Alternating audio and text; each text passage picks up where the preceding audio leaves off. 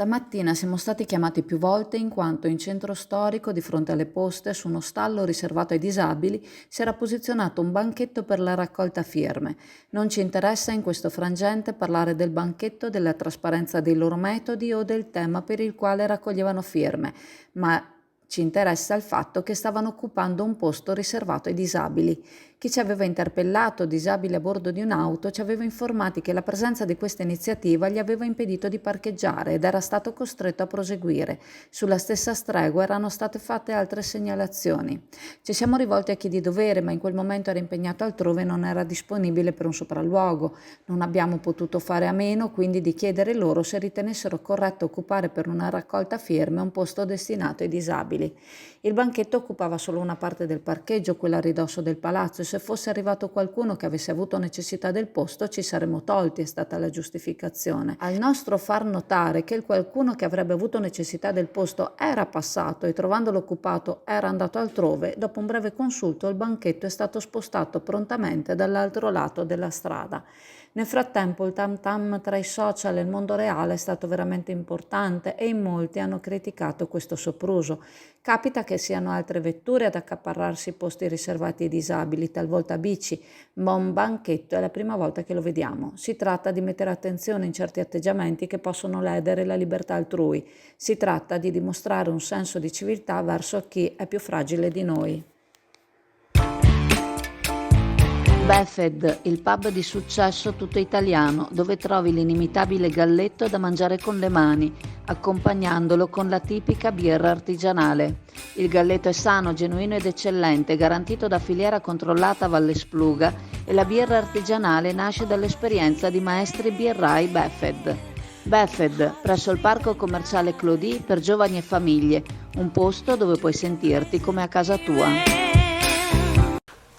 Niente, siamo qui a Cabianca e la bella notizia, l'abbiamo già detta anche ieri, che alcune famiglie sono finalmente venute qua, ci sono le case comunali, case del latte, alcune sono libere però sono da sistemare e sono arrivati 2 nuclei familiari, abbiamo parlato e sono anche contenti, però sono contenti ma diciamo ci sono un po' di lavori da fare perché come potete vedere c'è un po' da fare questo sfalcio, poi c'è il bombolone, c'è una struttura da mettere per mettere la norma perché ci vuole tutta una serie di cose e quindi insomma invitiamo l'amministrazione che ovviamente non è che può fare tutto subito dappertutto, però gradualmente vediamo, speriamo che, perché insomma è bello che la frazione riviva queste case invece di essere abbandonate, che ci siano le persone dentro, ci sono bambini, che insomma è giusto che sia così.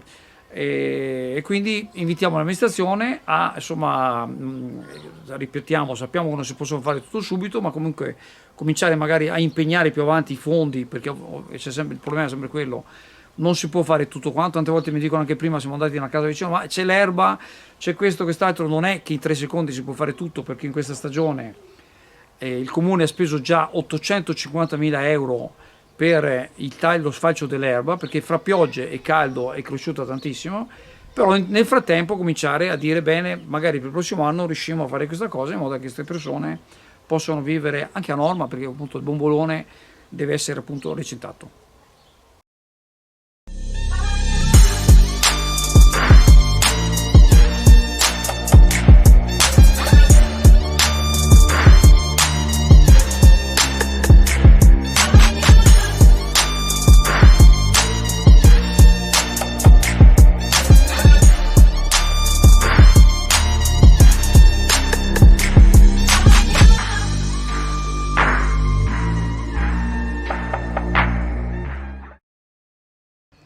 Dopo una commissione apposita e un punto inserito all'ordine del giorno in Consiglio Comunale, il progetto dell'area ex Siami ci è stato presentato ufficialmente questa mattina in aula consiliare. Ha esordito l'assessore all'urbanistica Tiozzo Massimiliano, il quale ha voluto evidenziare che il voto favorevole con cui la maggioranza ha sostenuto il progetto è stato fondamentale. Il progetto presentato ha modificato migliorandolo quello preesistente. Se il voto fosse stato contrario non sarebbe stato possibile presentare un progetto con ulteriori migliorie, ma solo la riproposta del vecchio mancante delle opere di compensazione. 3. Gli edifici a bassissimo consumo energetico, quasi pari a zero, con la possibilità di riciclo dell'acqua meteorica e una vasta area verde inglobata che andrebbero a valorizzare l'intera area in un progetto che rende fiero lo staff di Zero Più Architettura di averlo realizzato in team con Panveneta per offrire un volto nuovo alla città. Giardino Sospeso è il nome del progetto, che vedrà il verde come un punto importante della realizzazione, mantenendo molte delle alberature presenti e creando spazi per altre essenze che andranno a creare un unico fil rouge nella zona, con una scelta di piante sempreverdi bisognose di poco consumo idrico. Un punto su cui gli architetti insistono è la socializzazione, che potrà trovare qui un terreno fertile, offrendo spazi che non saranno alla mercé di giovinastri, ma che saranno fruibili nell'arco delle 24 ore da chiunque, togliendo limiti e recinzioni, ma all'attenzione di un servizio di telecamere di sorveglianza sotto una fulgida illuminazione notturna. Una continuità di percorso che partirà dal porticato del caseggiato che si affaccia sul piazzale per raggiungere, in una visione futurista ma non troppo, l'area dell'Arena Duse e la spiaggia. Ci sono alcuni punti ancora in itinere, in quanto alcuni dubbi manifestati in commissione sono stati colti e tenuti in considerazione dalla proprietà e dallo studio tecnico. Tra questi la pavimentazione di Piazzale Europa, realizzata in San Pietrini a formare un delizioso e storico disegno a conchiglia, che sarà in buona parte mantenuta, e i parcheggi che verranno posti nella parte posteriore del gruppo di edifici, in modo di lasciare le vetture non in bella vista. Tra le opere compensative, 10 stalli ceduti al comune ed altri 20 in uso ai negozi, disponibili in orario notturno. Il lavoro sarà fatto a stralci, per il primo saranno necessari almeno 3 anni.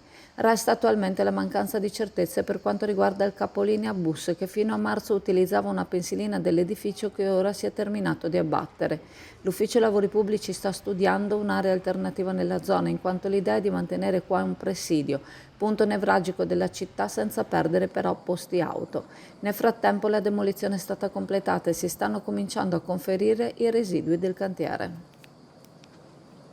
Allora, siamo alla Camera, per iscrivere la Camera poi ai saloni e la Camera ha deciso di iniziare il servizio di pulizia del pesce. È assolutamente obbligatorio la prenotazione per la pulizia del pesce.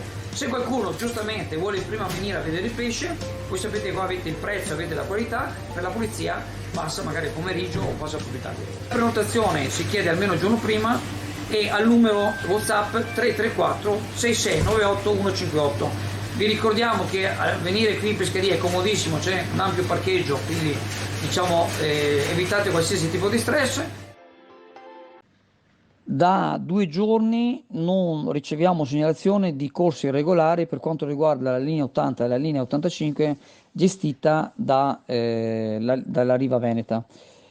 Il consigliere regionale Montanarello però non abbassa l'attenzione ai disagi delle corse che ci sono state nei giorni scorsi e ha inviato un comunicato in cui conferma che c'è stato l'incontro con il prefetto, il dottor Di Bari, con il quale appunto ha consegnato il dossier con tutte quante le segnalazioni degli utenti.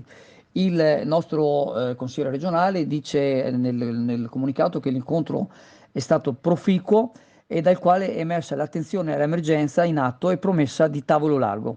Quindi è stato, citiamo testualmente, è stato un incontro cordiale e soprattutto proficuo, per il quale ringrazio il prefetto di Venezia Michele Di Bari, che si è dimostrato sensibile ai problemi posti sul tavolo. A lui ho consegnato il dossier confezionato in queste settimane, frutto delle segnalazioni degli utenti che da lungo tempo si ritrovano a subire un'interminabile serie di disagi nei trasporti tra l'asta della Romea e il territorio veneziano gestiti da Arriva Veneto. Il resto del comunicato potete leggerlo nel servizio, nel testo del servizio.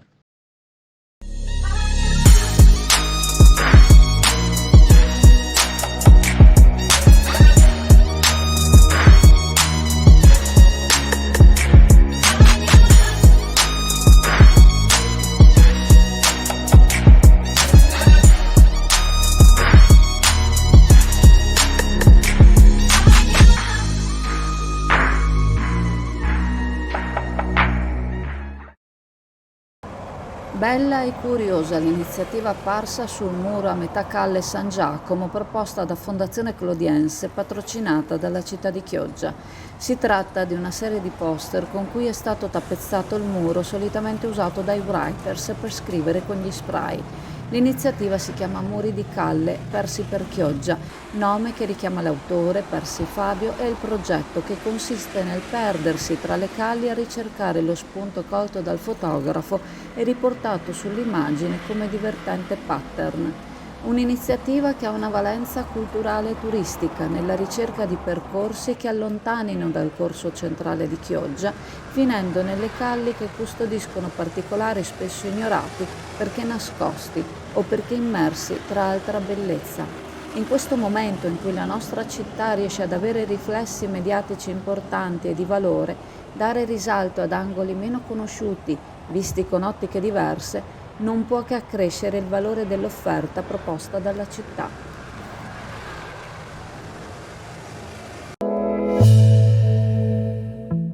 L'agenzia Venice Waterlink, in collaborazione con la Raffaello Navigazione, in aprile e in maggio vi accompagnano da Sottomarina a Venezia il sabato, la domenica e i festivi, e alle isole Burano, Murano e Torcello la domenica. Per maggiori informazioni telefonare allo 041 8626 373, per prenotazioni online sul sito venicewaterlink.com.